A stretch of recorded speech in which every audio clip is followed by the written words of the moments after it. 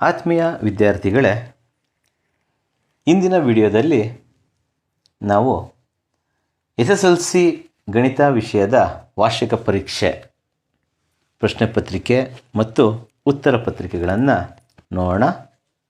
ಎಲ್ಲರೂ ಎಕ್ಸಾಮ್ನ ಚೆನ್ನಾಗಿ ಮಾಡಿದ್ದೀರ ಅಂತ ತಿಳ್ಕೊಳ್ತಾ ವಿಡಿಯೋನ ಮುಂದುವರಿಸೋಣ. ಯಾರೆಲ್ಲ ನಮ್ಮ ಯೂಟ್ಯೂಬ್ ಚಾನಲ್ಗೆ ಸಬ್ಸ್ಕ್ರೈಬ್ ಮಾಡಿಲ್ಲ, ಸಬ್ಸ್ಕ್ರೈಬ್ ಮಾಡಿ, ಲೈಕ್ ಮಾಡಿ ಮತ್ತು ನಿಮ್ಮ ಎಲ್ಲ ಸ್ನೇಹಿತರಿಗೂ ಈ ವಿಡಿಯೋನ ಶೇರ್ ಮಾಡಿ ಅಂತ ಹೇಳ್ತಾ ವಿಡಿಯೋನ ಮುಂದುವರಿಸ್ತಾ ಇದ್ದೀನಿ. ನೀವು ನೋಡ್ತಾ ಇರೋದು ಗಣಿತ ವಿಷಯದ ಪ್ರಶ್ನೆ ಪತ್ರಿಕೆ. ಇದು 28/3/2026 ನಡೆದಂಥ ಪರೀಕ್ಷೆ. ನಿಮಗೆಲ್ಲ ಆಲ್ರೆಡಿ ಇನ್ಸ್ಟ್ರಕ್ಷನ್ ಎಲ್ಲ ಗೊತ್ತಿರುತ್ತೆ. ನಾನು ನೇರವಾಗಿ ಬಹು ಆಯ್ಕೆ ಪ್ರಶ್ನೆಗೆ ನಾನು ಹೋಗ್ತಾ ಇದ್ದೀನಿ. ಮೊದಲನೇ ಪ್ರಶ್ನೆಗೆ ನೋಡಿ, ಈ ಥರ ಇದೆ. ಒಂದು ಅಸಂಭವ ಘಟನೆಯ ಸಂಭವನೀಯತೆಯು, ಅಸಂಭವ ಘಟನೆಯೇ ನಡೆದಿಲ್ಲ ಅಲ್ಲಿ, ಆಗ ಅದಕ್ಕೆ ಸರಿಯಾದಂಥ ಉತ್ತರ ಬಿ 0. ಈಗ ಎರಡನೇ ಪ್ರಶ್ನೆಗೆ ಹೋಗೋಣ. Cosecant theta is equal to 5/3 ಆದಾಗ ಸೈನ್ ಥೀಟಾದ ಬೆಲೆ ಏನು? ಇದಕ್ಕೆ ರೆಸಿಪ್ರೋಕಲ್ ಫಾರ್ಮುಲಾ ಗೊತ್ತಿರಬೇಕು ನಮಗೆ. ನೋಡಿ, sine theta is equal to 1 cosecant theta ಅಂತ ಹೇಳ್ತೀವಿ. ಸಬ್ಸ್ಟಿಟ್ಯೂಟ್ ಮಾಡೋಣ ಕೊಸಿಕೆಂಟ್ ಥೀಟಾ ವ್ಯಾಲ್ಯೂನ. 1/5/3, 3 ಮೇಲೆ ಹೋದಾಗ sine theta is equal to 3/5 ಅಂತ ಆಗುತ್ತೆ. ಆನ್ಸರ್ ನಿಮಗೆ ಗೊತ್ತಾಗಿದೆ. 3/5 ಎಲ್ಲಿದೆ ನೋಡಿ, 3/5 ಡಿ ಆಪ್ಷನಲ್ಲಿದೆ. ಹಾಗಾದ್ರೆ ಆನ್ಸರು ಡಿ. ಮುಂದಿನ ಪ್ರಶ್ನೆ, ಮೂರನೇ ಪ್ರಶ್ನೆ. ಈ ಕೆಳಗಿನವುಗಳಲ್ಲಿ ವರ್ಗ ಸಮೀಕರಣವು ಯಾವುದು? ವರ್ಗ ಸಮೀಕರಣ ಅಂತ ನೀವು ನೋಡಬೇಕು. ವರ್ಗ ಸಮೀಕರಣ ತುಂಬ ಸಿಂಪಲ್ ನೋಡೋಂಥದ್ದು. ಮಹತ್ತಮ ಘಾತ 2 ಇರಬೇಕು, ಅದು ಧನಾತ್ಮಕವಾಗಿರಬೇಕು. ಮೊದಲನೇದಕ್ಕೆ ಬರೋಣ. 2 ಇದೆ, ಮಹತ್ತಮ ಘಾತ ಡಿಗ್ರಿ ಅಂತೀವಲ್ಲ, ಅದು ಮೈನಸ್ ಋಣ ಚಿಹ್ನೆಯಲ್ಲಿದೆ, ಹಂಗಾಗಿ ಇದು ವರ್ಗ ಸಮೀಕರಣ ಅಲ್ಲ. 2x ಮಹತ್ತಮ ಘಾತ ಇಲ್ಲಿ 1 ಇದೆ, ಇದು ವರ್ಗ ಸಮೀಕರಣ ಅಲ್ಲ. ಇಲ್ಲಿ ನೋಡಿ, ಮಹತ್ತಮ ಘಾತ 2 ಇದೆ, ವರ್ಗ ಅಂದರೆ ಧನ ಸಂಖ್ಯೆಯಲ್ಲಿದೆ, ಹಂಗಾಗಿ ಇದು ವರ್ಗ ಸಮೀಕರಣ. ಹಂಗಾರೆ ಆನ್ಸರು ಸಿ. 4ನೇ ಪ್ರಶ್ನೆಗೆ ಹೋಗೋಣ. a1x + b1y = c1 = 0 ಮತ್ತು a2x + b2y + c2 = 0. ಈ ಜೋಡಿ ರೇಖಾತ್ಮಕ ಸಮೀಕರಣಗಳಲ್ಲಿ a1/a2 ನಾಟ್ ಈಕ್ವಲ್ ಅಂದರೆ ಸಮಚಿಹ್ನೆ ಅಲ್ಲ, ಸಮ ಅಲ್ಲ, ಆಗಿಲ್ಲ. b1/b2 ಈ ಥರ ಇದ್ದಾಗ ಇದು ಛೇದಿಸುವ ರೇಖೆ ಆಗಿರುತ್ತೆ. ಛೇದಿಸುವ ರೇಖೆಗೆ ಒಂದೇ ಒಂದು ಬಿಂದು ಇರುತ್ತೆ, ಹಾಗಾಗಿ ಇದಕ್ಕೆ ಒಂದೇ ಒಂದು ಪರಿಹಾರ ಇರುತ್ತೆ. ಇದಕ್ಕೆ ಆನ್ಸರು ಎ ಅನನ್ಯ ಪರಿಹಾರವನ್ನು ಹೊಂದಿರುತ್ತೆ. 5ನೇ ಪ್ರಶ್ನೆಗೆ ಹೋಗೋಣ ನಾವು. ಆರ್ ಮಾನ ತ್ರಿಜ್ಯವನ್ನು ಹೊಂದಿರುವ ಗೋಳದ ಘನಫಲವು. ಇದು ನೇರವಾದಂತಹ ಪ್ರಶ್ನೆಯಾಗಿದೆ. ಉತ್ತರನೂ ಸಹ ನೇರವಾಗಿರುತ್ತೆ. ಏನಪ್ಪ ಅಂತೇಳಿದ್ರೆ 4/3 πr³ ಘನಮಾನಗಳು. ಸಿ ಉತ್ತರ ಅದಕ್ಕೆ. 6ನೇ ಪ್ರಶ್ನೆ ನೋಡಿ. ಒಂದು ಸಮಾಂತರ ಶ್ರೇಣಿಯಲ್ಲಿ an = 2n + 1 ಆದಾಗ ಸಮಾಂತರ ಶ್ರೇಣಿಯ ಸಾಮಾನ್ಯ ವ್ಯತ್ಯಾಸ ಅಂದರೆ ಡಿ ವ್ಯಾಲ್ಯೂವನ್ನು ಕಂಡುಹಿಡಿಬೇಕು. ಡಿ ವ್ಯಾಲ್ಯೂ ಕಂಡುಹಿಡಬೇಕಾದ್ರೆ ಯಾವ್ದಾದ್ರು ಒಂದು ಟರ್ಮ್ ಬೇಕು ನಮಗೆ. 2 ಪದ ಬೇಕೇ ಬೇಕು. ಮೊದಲನೇ ಪದ ಅಥವಾ ಎರಡನೇ ಪದ ಬೇಕು. ಮೊದಲನೇ ಪದ ಬೇಕು ಅಂದರೆ ನಾನು ಎನ್ ವ್ಯಾಲ್ಯೂನ 1 ಅಂತ ಕೊಡ್ತೀನಿ. ಆಗೇನಾಗುತ್ತೆ, a1 = 2 × 1 + 1. ಆಗ a1 ಏನಾಗುತ್ತೆ ಹೇಳಿ, 3 2 1 2 1 3 ಆಗುತ್ತೆ. ಅದೇ ಥರ ಒಂದು ಪದ ಸಿಗುತ್ತೆ. ಮೊದಲನೇ ಪದ, ಎರಡನೇ ಪದ ನೋಡೋಣ. a2 = 2 × 2 + 1. a2 = 2 2 4 + 1 5. D value d = a2 - a1. ಆಗೇನಾಗುತ್ತೆ, a2 ಅಂದರೆ 5 - 3. ಆನ್ಸರ್ ಏನಾಯಿತು 2. 5ರಲ್ಲಿ 3 ಹೋದರೆ 2. ನಿಮಗೆ ಇಲ್ಲೇ ಗೊತ್ತಾಗ್ತಾ ಇದೆ, ಆನ್ಸರು ಬಿ 2. ಇನ್ನು 7ನೇ ಪ್ರಶ್ನೆಗೆ ಹೋಗೋಣ. 2 3 ಮತ್ತು 4 7 ಈ ಬಿಂದುಗಳನ್ನು ಸೇರಿಸುವ ರೇಖಾಖಂಡದ ಮಧ್ಯಬಿಂದುವಿನ ನಿರ್ದೇಶಾಂಕ ಡೈರೆಕ್ಟಾಗಿ ಸೂತ್ರವನ್ನು ಹಾಕಿ ನಾವು ಲೆಕ್ಕವನ್ನು ಮಾಡ್ಬೋದು. ಇದು x1 y1 x2 y2. ಈಗ ಸೂತ್ರವನ್ನು ಬರಿತಾನೆ. ಮಧ್ಯಬಿಂದು ಸೂತ್ರ x1 + x2/2 y1 + y2/2 2 ಅಂತ ಹೇಳ್ತೀವಿ. x1ನ ಬೆಲೆ ಗೊತ್ತಾಗಿದೆ, 2 + 4 / 2. y1 ಬೆಲೆ ಎಷ್ಟು? 3 + 7 / 2. ಆಗ ನೋಡಿದ್ರೆ 4 2 6, 2ರಿಂದ ಭಾಗಿಸಿದ್ರೆ 3 ಉತ್ತರ ಬರುತ್ತೆ. 7 3 10, 2ರಿಂದ ಭಾಗಿಸಿದ್ರೆ 5 ಬರುತ್ತೆ. ಉತ್ತರ 3 5. 3 5 ಎಲ್ಲ ಆಪ್ಷನ್ ಇದೆ? ಎ ಆಪ್ಷನಲ್ಲಿದೆ. ಆನ್ಸರ್ 3 5. ಈಗ 8ನೇ ಪ್ರಶ್ನೆಗೆ ಬರೋಣ. ತ್ರಾಪಿಜ್ಯ ABCDಯಲ್ಲಿ AB ಸಮಾಂತರ DC ಮತ್ತು PQಗಳು ಕ್ರಮವಾಗಿ AD ಮತ್ತು BC ಬಾಹುಗಳ ಮೇಲಿನ ಬಿಂದುಗಳು. PQ ಸಮಾಂತರ DC. PD = 18 centimetre, BQ = 30 centimetre, QC = 15 centimetre. ಆದರೆ AD ಉದ್ದ ಕಂಡುಹಿಡಿ. ಈ ಸಮಾಂತರವಾಗಿದ್ದರಿಂದ ಒಂದು ಅನುಪಾತವನ್ನು ನಾವು ಬರ್ಕೋತೀವಿ. ಆ ಅನುಪಾತ ಏನಂತ ಹೇಳಿದ್ರೆ AP / PD ಸಮಚಿಹ್ನೆ BQ / QC. ಈಗ ಬೆಲೆಗಳನ್ನು ಹಾಕಿದ್ರೆ AP ಬೆಲೆ ಗೊತ್ತಿಲ್ಲ, ಹಾಗೆ ಬರ್ಕೋಣ. AP PD ಬೆಲೆ ಗೊತ್ತಿದೆ 18, PD ಬೆಲೆ 18 ಇದೆ. ನೆಕ್ಸ್ಟು BQ ಬೆಲೆ 35 ಇದೆ, QC ಬೆಲೆ 15 ಇದೆ. ಆಗ AP ವ್ಯಾಲ್ಯೂ ಎಲ್ಲ ಬಾಕ್ಸು ಮತ್ತು ಗುಣಿಸಿದ್ರೆ ಉತ್ತರ 42 ಬರುತ್ತೆ. ಆದರೆ ಅವ್ನು ಕೇಳಿರೋದು ಇದು 42 ಉತ್ತರ ಬಂತು. ಅವ್ನು ಕೇಳಿರೋದೇನು ಹೇಳಿ? ADಯ ಬೆಲೆ ಕಂಡುಹಿಡಿಯಿ. ನಾನು ಕಂಡುಹಿಡಿದಿರೋದು AP ಬೆಲೆ. ADಯ ಬೆಲೆ AD ಅಂದರೆ ಒಟ್ಟು ಮೊತ್ತ ಮಾಡೋದು ಮುಗೀತು. AD = AP + PD. ಆಗ AD = 42 + 18. ಆಗ AD ಬೆಲೆ ಏನಾಗುತ್ತೆ? 60 ಸೆಂಟಿಮೀಟರ್ ಆಗುತ್ತೆ. 60 ಎಲ್ಲಿದೆ ನೋಡಿ? D. ಉತ್ತರ D ಆಗಿದೆ. ಮುಂದಿನ ಪ್ರಶ್ನೆ 1 ಅಂಕದ ಪ್ರಶ್ನೆನೇ, ಆದರೆ ಇದು ಬಹು ಆಯ್ಕೆ ಪ್ರಶ್ನೆಗಳು ಅಲ್ಲ. 9ನೇ ಪ್ರಶ್ನೆಗೆ ಹೋಗೋಣ. ಅಂಕಗಣಿತದ ಮೂಲ ಪ್ರಮೇಯವನ್ನು ನಿರೂಪಿಸಿ ಅಂತ ಒಂದು ಪ್ರಶ್ನೆ ಇದೆ. ಅದಕ್ಕೆ ಉತ್ತರ, ಪ್ರತಿಯೊಂದು ಸಂಯುಕ್ತ ಸಂಖ್ಯೆಯನ್ನು ಅವಿಭಾಜ್ಯ ಸಂಖ್ಯೆಗಳ ಗುಣಲಬ್ಧವಾಗಿ ವ್ಯಕ್ತಪಡಿಸಬಹುದು. ಇಷ್ಟು ಬರೋದು ಸಾಕು, ನಿಮಗೆ 1 ಅಂಕ ನಿಮಗೆ ಸಿಗುತ್ತೆ. ಇನ್ನು 10ನೇ ಪ್ರಶ್ನೆಗೆ ಹೋಗೋಣ. ಒಂದು ಸಮಾಂತರ ಶ್ರೇಣಿಯ ಮೊದಲನೇ ಪದ ಎ ಇದೆ, ಕೊನೆಯ ಪದ AN ಇದೆ. ಸಮಾಂತರ ಶ್ರೇಣಿಯ ಮೊದಲ n ಪದಗಳ ಮೊತ್ತ ಕಂಡುಹಿಡಿಯುವ ಸೂತ್ರ. ಮೊದಲನೇ ಪದ ಮತ್ತು ಕೊನೆಯ ಪದ ಕೊಟ್ಟಿದ್ದಾನೆ. ಆಗ ಮೊತ್ತ ಕಂಡುಹಿಡಿಯುವ ಸೂತ್ರ ಏನಪ್ಪ ಅಂದರೆ SN = n/2 ಮೊದಲನೇ ಪದ A ಪ್ಲಸ್ ಕೊನೆಯ ಪದ AN. ಈ ಸೂತ್ರ ANನೇ ಬರೀಬೇಕು. ಬುಕ್ಕಲ್ಲೆಲ್ಲ L ಅಂತ ಕೊಟ್ಟಿರ್ತಾನೆ, ಅದರಲ್ಲಿ ಕೇಳಿರೋದು ಕೊನೆಯ ಪದ ANನೇ ಬರೀಬೇಕಾಗಿದೆ. ನೆಕ್ಸ್ಟು 11ನೇ ಪ್ರಶ್ನೆ. ಒಂದು ಘನ ಬಹುಪದೋಕ್ತಿಯ ಮಹತ್ತಮ ಘಾತವನ್ನು ಬರೆಯಿರಿ. ಘನ ಅಂದರೆ ಅದರ ಘಾತ ರೂಪದಲ್ಲಿ ಎಷ್ಟಿರುತ್ತೆ? 3 ಇರುತ್ತೆ. ಅಂದರೆ ಮಹತ್ತಮ ಘಾತ ಎಷ್ಟು? 3. ಉತ್ತರ ಅದಕ್ಕೆ 3.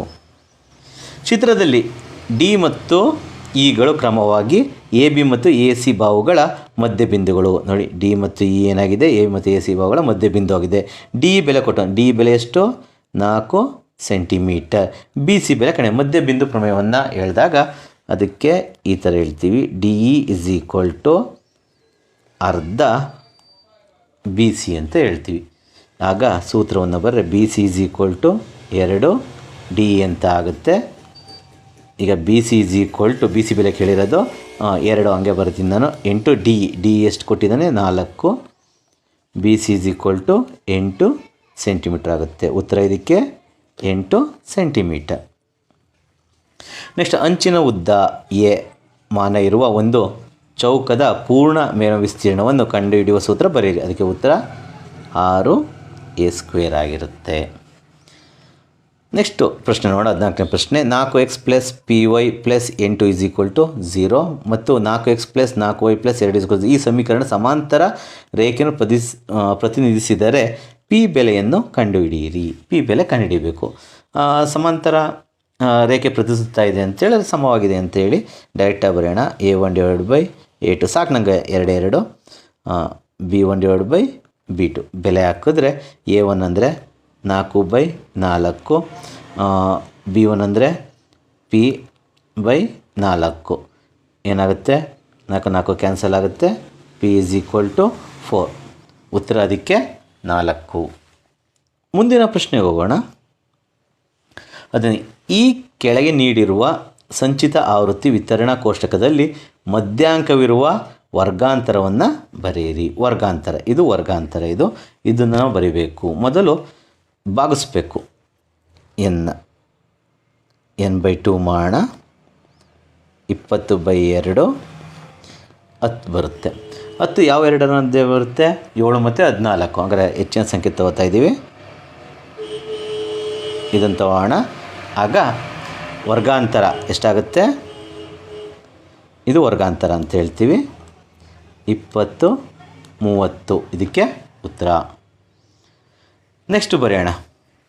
P(x) = x + 5 ಎಂಬ ರೇಖಾತ್ಮಕ ಬಹುಪದೋಕ್ತಿಯ ನಕ್ಷೆಯು x ಅಕ್ಷವನ್ನು ಛೇದಿಸುವ ಬಿಂದುವಿನ ನಿರ್ದೇಶಾಂಕವನ್ನು ಬರೆಯಿರಿ.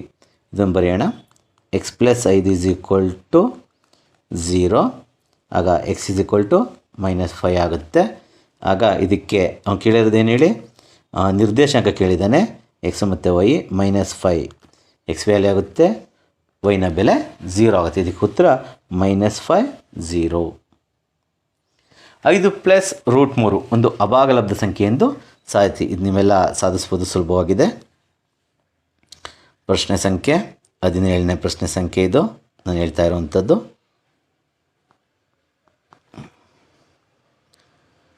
5 + √3 ಒಂದು ಅಭಾಗಲಬ್ಧ ಸಂಖ್ಯೆ. ನಾವು ಮೊದಲು ಅಸ್ಯೂಮ್ ಮಾಡ್ಕೊಳ್ಳೋಣ. ಆಗಿರಲಿ, ಏನಾಗಿರಲಿ? 5 + √3 ಒಂದು ಭಾಗಲಬ್ಧ ಸಂಖ್ಯೆಯಾಗಿರಲಿ. A/B ರೂಪದಲ್ಲಿರುತ್ತೆ. 5ನೇ ಆ ಕಡೆಗೆ ಹೋದಾಗ √3 = A/B - 5. √3 = A - 5B/B. ಇಲ್ಲಿ ನೋಡಿದ್ರೆ A + 5B/B ಇದು ಒಂದು ಭಾಗಲಬ್ಧ ಸಂಖ್ಯೆ ಆಗಿರುತ್ತೆ. ಆದರೆ √3 ಅಭಾಗಲಬ್ಧ ಸಂಖ್ಯೆ. ಹಾಗಾಗಿ ನಮ್ಮ ಊಹೆ ಏನಾಗಿದೆ? ತಪ್ಪಾಗಿದೆ. ಇದನ್ನು ಹೇಳ್ತೀವಿ 5 + √3 ಒಂದು ಅಭಾಗಲಬ್ಧ ಸಂಖ್ಯೆ ಅಂತ ಹೇಳ್ಬೋದು. ಇದು ಅದಕ್ಕೆ ಉತ್ತರ ಆಗಿರುತ್ತೆ. ಇನ್ನು 18ನೇ ಪ್ರಶ್ನೆಗೆ ಬರೋಣ. ನಾವು ಕೊಟ್ಟಿರುವ ರೇಖಾತ್ಮಕ ಸಮೀಕರಣಗಳ ಜೋಡಿಯನ್ನು ವರ್ಜಿಸುವ ವಿಧಾನದಿಂದ ಬಿಡಿಸಿ. ವರ್ಜಿಸುವ ವಿಧಾನದಿಂದ ಏನು ಮಾಡಬೇಕು? ಬಿಡಿಸ್ಬೇಕು. ಇಲ್ಲೇ ಬಿಡಿಸ್ಬೋದು. ಡೈರೆಕ್ಟಾಗಿ y ಕ್ಯಾನ್ಸಲ್ ಆಗುತ್ತೆ. ಇಲ್ಲಿ ಎಷ್ಟು ಬರುತ್ತೆ? 3 2. ಇದು ಸಮೀಕರಣ 1 ತಗೋಣ. ಇದು ಸಮೀಕರಣ 2 ಅಂತ ತಗೋಣ. 5x ಅಂತ ಆಗುತ್ತೆ. ಇದೇನಾಗುತ್ತೆ? 15 ಅಂತ ಆಗುತ್ತೆ. ಆಗ x ವ್ಯಾಲ್ಯೂ ಏನಾಗುತ್ತೆ? x = 15/5. x = 3. x ವ್ಯಾಲ್ಯೂ ಸಿಕ್ಕೋಯ್ತು. ಸಬ್ಸ್ಟಿಟ್ಯೂಟ್ ಮಾಡಿ. ಯಾವ್ದಾದ್ರು ಒಂದು ಸಮೀಕರಣಕ್ಕೆ ಆದೇಶಿಸಿ. ನಾನು ಮಾಡ್ತೀನಿ, ಸಮೀಕರಣ 1ಕ್ಕೆ ಆದೇಶ ಮಾಡ್ತಾಯಿದ್ದೀನಿ. 2x + y = 8. 2 ಇಲ್ಲಿ 3 ಹಾಕ್ತೀನಿ. + y = 8. 6 ಆ ಕಡೆಗೆ ಹೋಗುತ್ತೆ. y = 8 - 6.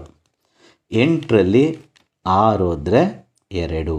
ಅಂದರೆ y ನ ಬೆಲೆ ಎಷ್ಟು? 2. x ನ ಬೆಲೆ 3, y ನ ಬೆಲೆ 2 ಅಂತಾಗುತ್ತೆ. ಇದು ವರ್ಜಿಸುವ ವಿಧಾನ.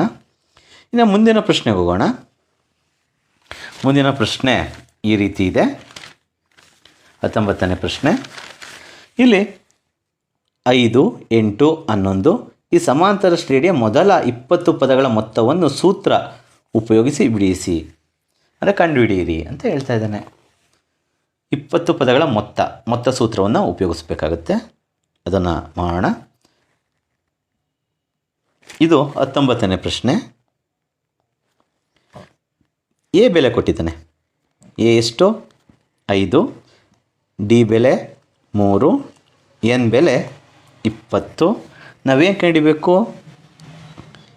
S20ನ್ನು ಕಂಡುಹಿಡಿಬೇಕು. ಸೂತ್ರ ಬರೀತೀರಾ? SN = ಮೊತ್ತ ಕಂಡುಹಿಡಿಯುವ ಸೂತ್ರ ಇದು 2 2a + n - 1 × ಡಿ. ಇದು ಸೂತ್ರ. ಈಗ ಸೂತ್ರದಲ್ಲಿ ಬರೆಯೋಣ, ಸಬ್ಸ್ಟಿಟ್ಯೂಟ್ ಮಾಡೋಣ, ಅಂದರೆ ಆದೇಶ ಮಾಡೋಣ. ಎಸ್ ಎನ್ ಬೆಲೆ ಎಷ್ಟು? 20, 20/2, 2 ಎ ಬೆಲೆ 5, ಇದು ಎನ್ ಬೆಲೆ 20 - 1, ಡಿ ಬೆಲೆ 3. ಎಸ್ 20 ಈಸ್ ಈಕ್ವಲ್ ಟು ಇದೆಷ್ಟಾಗುತ್ತೆ? 10, 10 5 2 10, 19 into 3. S 20 is equal to 10, 10 19 57. S 20 is equal to 10 67, 67 670. ಇದಕ್ಕೆ ಉತ್ತರ 670 ಆಗಿರುತ್ತೆ. ಇದಕ್ಕೆ ಉತ್ತರ 670. ಮುಂದಿನ ಪ್ರಶ್ನೆ ಅಥವಾ ಪ್ರಶ್ನೆ ಕೊಟ್ಟಿದ್ದಾನೆ, ಅಥವಾ ಪ್ರಶ್ನೆ 100, 96, 92, 12. ಮೊದಲನೇ ಪದ 100 ಆಗುತ್ತೆ, ಕೊನೆಯ ಪದ 12 ಆಗಿದೆ. ಇಳಿಕೆ ಕ್ರಮದಲ್ಲಿದೆ. ಇಲ್ಲಿ ಡಿ ಬೆಲೆ ಋಣಾತ್ಮಕ ಚಿಹ್ನೆಯಲ್ಲಿ ಬರುತ್ತೆ. ಈ ಸಮಾಂತರ ಶ್ರೇಣಿಯ ಪದಗಳ ಸಂಖ್ಯೆಯನ್ನು ಸೂತ್ರ ಉಪಯೋಗಿಸಿ ಕಂಡುಹಿಡಿಯಿರಿ. ಇದನ್ನು ನಾವು ಲೆಕ್ಕವನ್ನು ಮಾಡೋಣ. ಅಥವಾ ಲೆಕ್ಕ ಇದು ಎ ಬೆಲೆ 100 ಆಗಿರುತ್ತೆ. ಡಿ ಬೆಲೆ ಇಲ್ಲಿ -4, 96ರಲ್ಲಿ 100 ಹೋದರೆ -4 ಆಗಿದೆ. ಏನು ಕೊಟ್ಟಿದ್ದಾನೆ? ಕೊನೆಯ ಪದ 12. ಎನ್ ಬೆಲೆಯನ್ನು ಕಂಡುಹಿಡಿಬೇಕು ನಾವು. ಇಲ್ಲಿ ನಾವು ಅಂದರೆ ಎನ್ನನೇ ಪದದ ಸೂತ್ರವನ್ನು ಉಪಯೋಗಿಸೋಣ. N is equal to A plus N -1 D. N ಕೊನೆಯ ಪದ 12 ಅಂತ ಹಾಕ್ತೀನಿ. ಎ ಜಾಗಕ್ಕೆ 100 ಹಾಕಿ, ಪ್ಲಸ್ ಎನ್ ಜಾಗಕ್ಕೆ ಏನು ಕೊಟ್ಟಿಲ್ಲ, ಎನ್ -1, ಡಿ ಜಾಗಕ್ಕೆ -4. 12 ಈಸ್ ಈಕ್ವಲ್ ಟು 100 ಗುಣಿಸಿ -4n ಪ್ಲಸ್ 1, 4 ಆಗುತ್ತೆ. ಈಗ 12 ಈಸ್ ಈಕ್ವಲ್ ಟು 100ಕ್ಕೆ 4 ಕೊಡಿದ್ರೆ 104 -4n ಆಗುತ್ತೆ. ಈ ಕಡೆ ತೊಗೊಂಡ್ರೆ 12 -104 ಈಸ್ ಈಕ್ವಲ್ ಟು -4n ಅಂತ ಆಗುತ್ತೆ. ಅಲ್ಲಿ ನೆಕ್ಸ್ಟು -92, 4ನೇ ಕಡೆ ತೊಗೊಂಡ್ರೆ -4 ಈಸ್ ಈಕ್ವಲ್ ಟು n ಅಂತ ಆಗುತ್ತೆ. ಬಾಗಿಸಿದ್ರೆ n ಈಸ್ ಈಕ್ವಲ್ ಟು 23. ಉತ್ತರ ಇದಕ್ಕೆ 23. ಅಂದರೆ 19ರಲ್ಲಿ ಅಥವಾ ಲೆಕ್ಕಕ್ಕೆ ಉತ್ತರ ಎಷ್ಟು? 23 ಆಗಿದೆ. ಮುಂದಿನ ಪ್ರಶ್ನೆಗೆ ಹೋಗೋಣ. 20ನೇ ಪ್ರಶ್ನೆ. ಚಿತ್ರ ಕೆಳಗಡೆ ಇದೆ.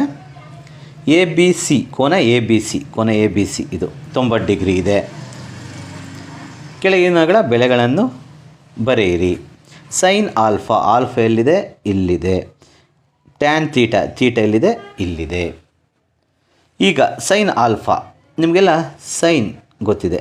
Sign alpha is equal to ಅಭಿಮುಖ ಬಾವು ಮತ್ತು ವಿಕರ್ಣ ಅಂತ ಹೇಳ್ತೀವಿ. ಇದಕ್ಕೆ ನಾವು ನೋಡಿದಾಗ ಅಭಿಮುಖ ಬಾವು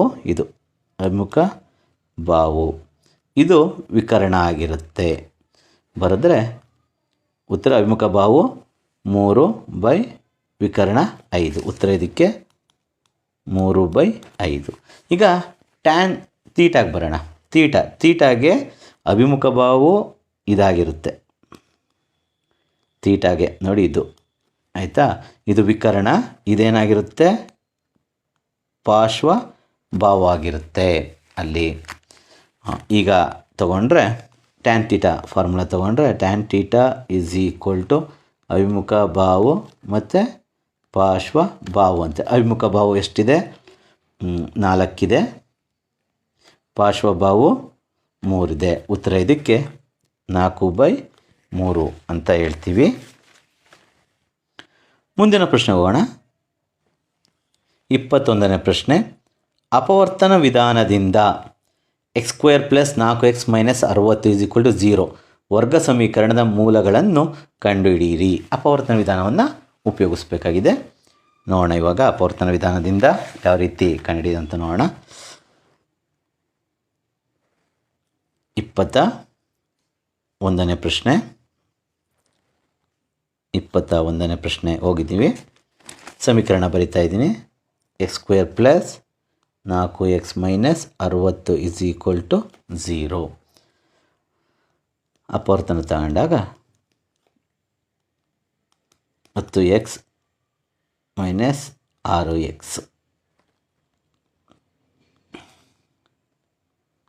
x² plus 10x minus 6x minus 60 is equal to 0. x into x plus 10 minus 6 into x plus 10 is equal to 0. x plus 10 is equal to 0. x minus 6 is equal to 0. x is equal to minus 10. x is equal to 6. ಉತ್ತರ ಇದಕ್ಕೆ ಮೂಲಗಳು ಒಂದು -10, ಇನ್ನೊಂದು 6 ಆಗಿದೆ.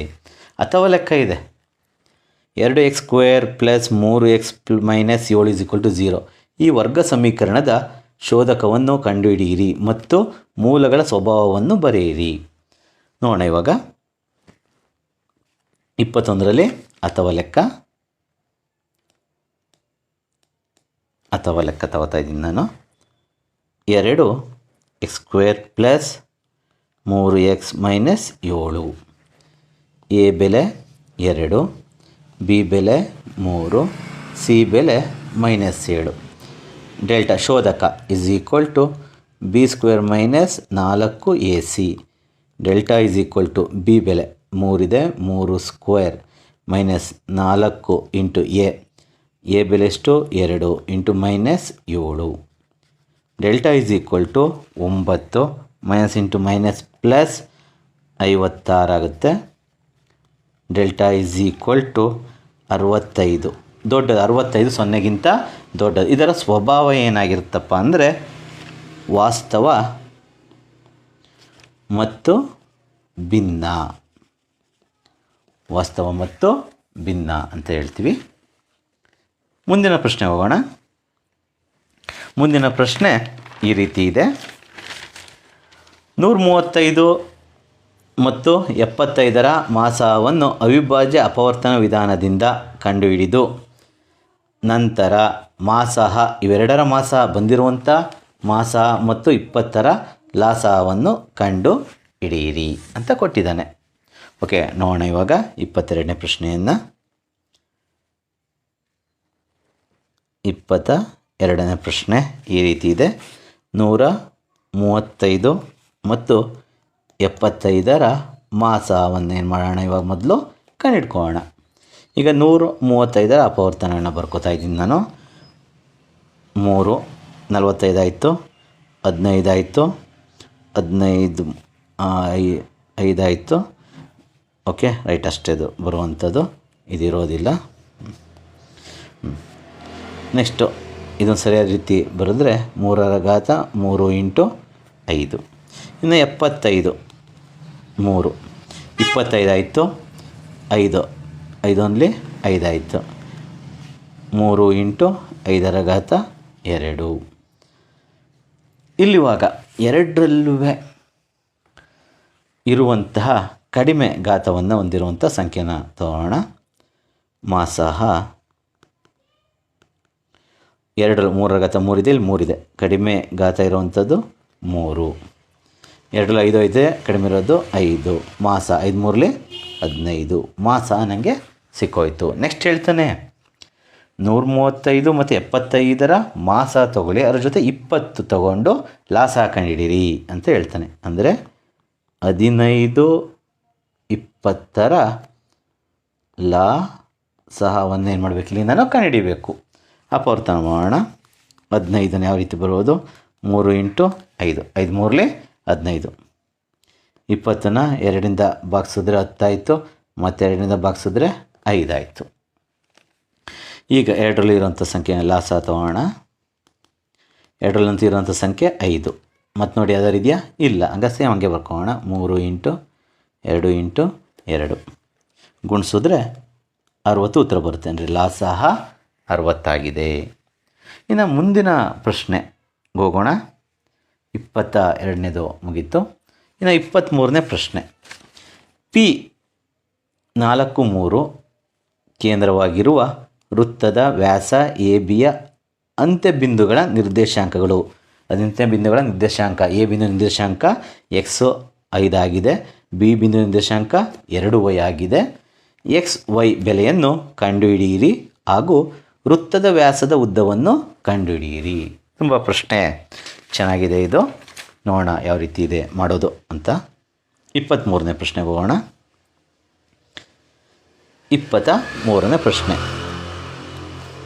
ಒಂದು ವೃತ್ತ ಕೊಟ್ಟಿದ್ದಾನೆ, ಕೇಂದ್ರ ಕೊಟ್ಟಿದ್ದಾನೆ. ಕೇಂದ್ರ ನಿರ್ದೇಶಾಂಕ ಎಷ್ಟು ಅಂದರೆ 4 3.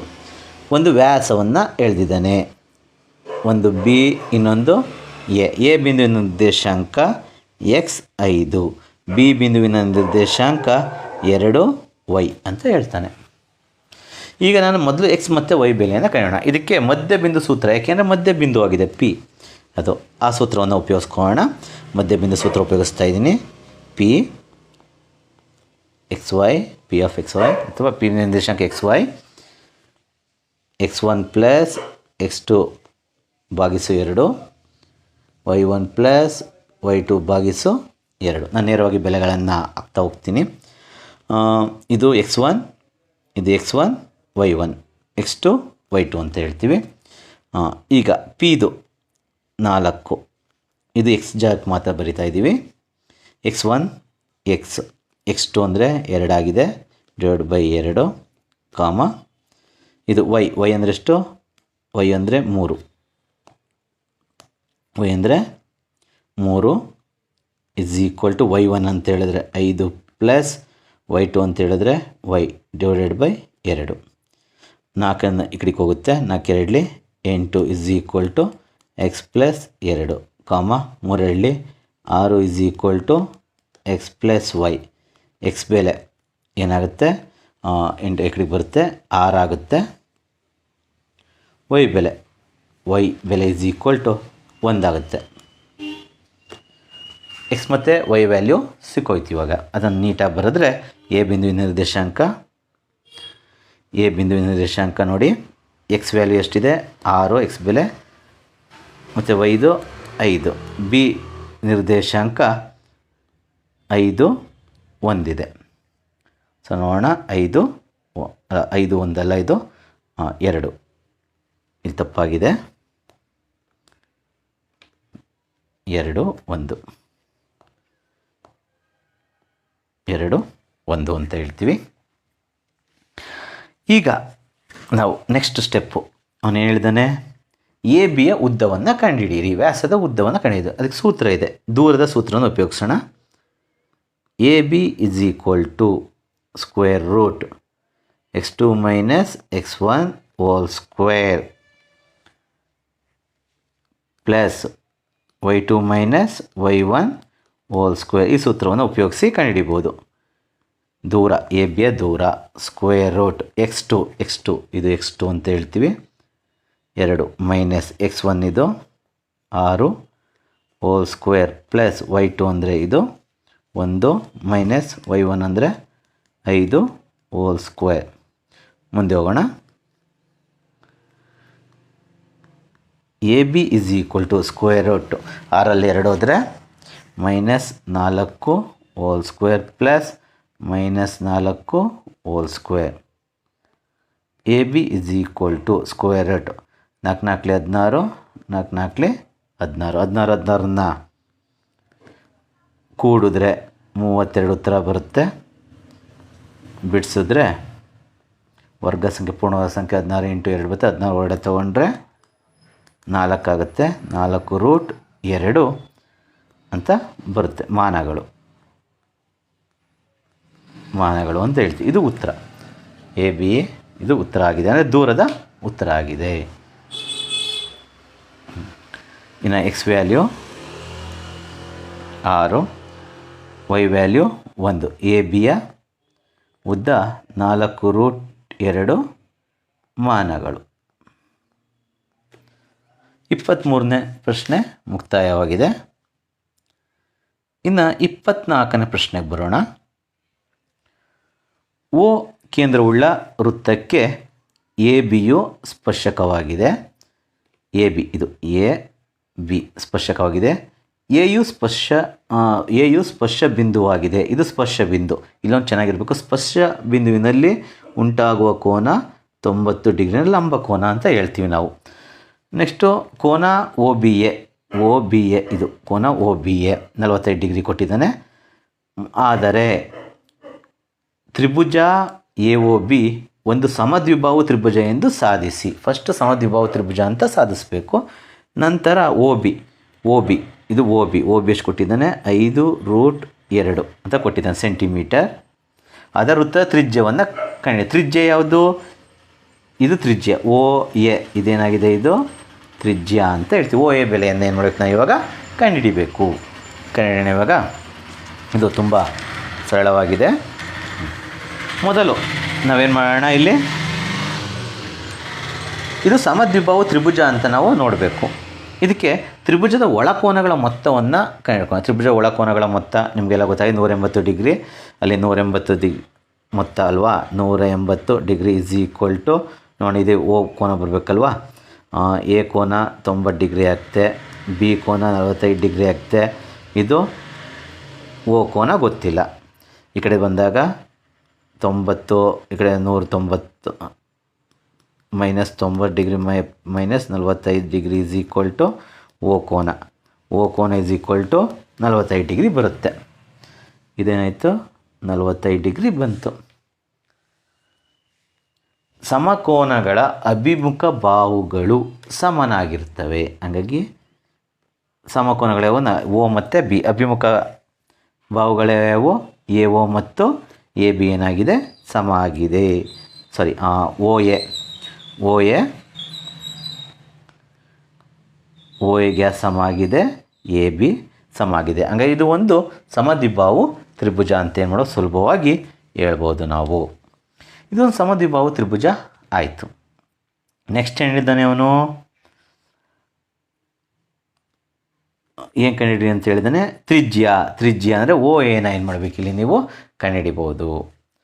ಇಲ್ಲಿ 2 ರೀತಿಯಲ್ಲಿ ಸಾಧಿಸ್ಬೋದು. ನಂತರ ಸಾಧಿಸ್ತೀನಿ ನಾನು ತ್ರಿಕೋನಮಿತಿ ಅನ್ವಯಿಸ್ಕೊಂಡು ಸಾಧಿಸೋದು. ಇನ್ನೊಂದು ಪೈಥಾಗರಸ್ ಪ್ರಮೇಯ ಉಪಯೋಗಿಸ್ಕೊಂಡು ಸಹ ನೀವೇನು ಮಾಡ್ಬೋದು? 2 ರೀತಿ ನಾವು ನೋಡೋಣ. ಮೊದಲು ನಾವು ತ್ರಿಕೋನಮಿತಿ ಅನ್ವಯಿಸ್ಕೊಂಡು ಸಾಧಿಸೋಣ ಇವಾಗ. ಇದೊಂದು ಲಂಬಕೋನ ತ್ರಿಭುಜ ಆಗಿದೆ.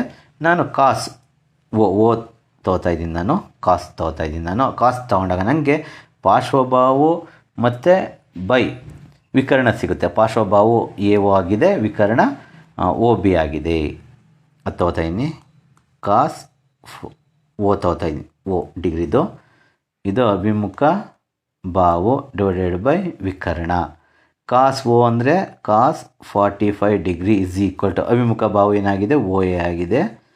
O B 5√2. ಕಾಸ್ 45 ಡಿಗ್ರಿ ಅಂದರೆ 1/√2 is equal to O A divided by 5√2 ಅಂತೀವಿ. ಈ ಕಡೆಗೆ ತೊಗೊಂಡಾಗ 5√2 ಡಿವೈಡೆಡ್ ಬೈ √2 ಅಂತ ಆಗುತ್ತೆ. ಇದು ಓ ಎ ಆಗುತ್ತೆ. √2 ಕ್ಯಾನ್ಸಲ್ ಆಗುತ್ತೆ. O A is equal to 5 centimetre. ಈ ರೀತಿಲೂ ನಾವು ಸುಲಭವಾಗಿ ಸಾಧಿಸ್ಬೋದು. ಇನ್ನೊಂದು ನಾವು ಪೈಥಾಗರಸ್ ಪ್ರಮೇಯವನ್ನು ಉಪಯೋಗಿಸ್ಕೊಂಡು ಸಾಧಿಸ್ಬೋದು. ಅದನ್ನು ನೋಡೋಣ. ಇದು 24ನೇ ಪ್ರಶ್ನೆಗೆ ಏನು ಹೇಳುತ್ತೆ? ಪೈಥಾಗರಸ್ ಪ್ರಮೇಯ ಇದು 90 ಡಿಗ್ರಿ ಇದೆ. ಇದು ಎ ಕೋನ, ಇದು ಬಿ ಓ ಅಂತ ತಗೋಣ. ಇವಾಗ ನೋಡೋಣ ಇನ್ನೊಂದು ಸಲ. ಒ ಬಿ ಓಕೆ ಸರಿ ಇದೆ. ಒ ಬಿ 5√2 ಇವು ಸಮ ಬಾಹುಗಳು. ಇವನ್ನೇನು ಮಾಡಬೇಕು ನಾವಿಲ್ಲಿ ಕಂಡುಹಿಡಿಬೋದು. ಸೂತ್ರ ಹೇಳ್ತೇವೆ ವಿಕರ್ಣ ಸ್ಕ್ವೇರ್ ಡಿವೈಡ್ ಬೈ ಪಾದ ಸ್ಕ್ವೇರ್ ಪ್ಲಸ್ ಎತ್ತರ ಸ್ಕ್ವೇರ್ ಅಂತ ಹೇಳುತ್ತೆ ಸೂತ್ರ. ವಿಕರ್ಣ ಕೊಟ್ಟಿದ್ದೀವಿ ಆಲ್ರೆಡಿ. 5√2 whole square. ಪಾರ್ಶ್ವ ಬಾಹು ಓ ಎ ಸ್ಕ್ವೇರ್ ಪ್ಲಸ್ ಪಾರ್ಶ್ವ ಅಂದರೆ ತಪ್ಪಾಯಿತು, ಒಂದು ಸೆಕೆಂಡ್. ಪಾರ್ಶ್ವ ಇದು ಎ ಬಿನ ಪಾರ್ಶ್ವ ಅಂತೀವಿ, ಅಥವಾ ಪಾರ್ಶ್ವ ಬೇಡ, ಪಾದ ಅಂದರೆ ಬೆಸ್ಟ್. ಇದು ಇಲ್ಲಿ ಪಾರ್ಶ್ವ ಬರಲ್ಲ, ಪಾದ ಎ ಬಿ ಪಾದ ಸ್ಕ್ವೇರ್ ಪ್ಲಸ್ ಎತ್ತರ ಅಂದರೆ ಓ ಎ ಸ್ಕ್ವೇರ್. ಇಲ್ಲಿ ನಾವು ಗಮನಿಸ್ಬೋದು ಪಾದ ಎ ಬಿ ಮತ್ತು ಎತ್ತರ ಓ ಎ ಎರಡೂ ಸಮನಾಗಿದ್ದಾವೆ. ಹಾಗಾಗಿ ಯಾವ್ದಾರು ಒಂದು ಈ ಎ ಬಿನ ಏನು ಮಾಡ್ಬೋದು, ಓ ಎ ಅಂತ ತಗೋಬೋದು. O A square plus O A square ಇದನ್ನು ತಗೊಂಡಾಗ 25 ಇಂಟು 2 ಅಂತ ಆಗುತ್ತೆ. ಇದು 2 ಓ ಎ ಸ್ಕ್ವೇರ್ ಅಂತ ಆಗುತ್ತೆ. ಎರಡನೇ ಕಡೆ ತೊಗೋತಾ ಇದ್ದೀನಿ ನಾನು. 25 into 2/2 is equal to O A square. 2 cancel ಆಗುತ್ತೆ. O A square is equal to 25 square ಆ ಕಡೆ ತೊಗೊಂಡ್ರೆ ಏನಾಗುತ್ತೆ, ಸ್ಕ್ವೇರ್ ರೂಟ್ ಆಗುತ್ತೆ. ಆಗ O A is equal to ವರ್ಗಮೂಲ ಎಷ್ಟು, 5 ಸೆಂಟಿಮೀಟರ್. ಈ ಥರನೂ ಸಹ ನೀವೇನು ಮಾಡ್ಬೋದು. ಇದು 1 ಅಂಕ ಮತ್ತು 2 ಅಂಕದ ಪ್ರಶ್ನೆಗಳ ಉತ್ತರ ಆಗಿದೆ. ಇನ್ನು ಮುಂದಿನ ವಿಡಿಯೋದಲ್ಲಿ ನಾವು 3 ಅಂಕ, 4 ಅಂಕ ಮತ್ತು 5 ಅಂಕದ ಪ್ರಶ್ನೆಗಳನ್ನು ಬಿಡಿಸುವುದರ ಮೂಲಕ ನೋಡೋಣ. ಎಲ್ಲರಿಗೂ ಧನ್ಯವಾದಗಳು. ಈ ವಿಡಿಯೋ ಇಷ್ಟ ಆಗಿದ್ದರೆ ಲೈಕ್ ಮಾಡಿ, ಶೇರ್ ಮಾಡಿ. ಮುಂದಿನ ವಿಡಿಯೋದಲ್ಲಿ ಭೇಟಿಯಾಗೋಣ.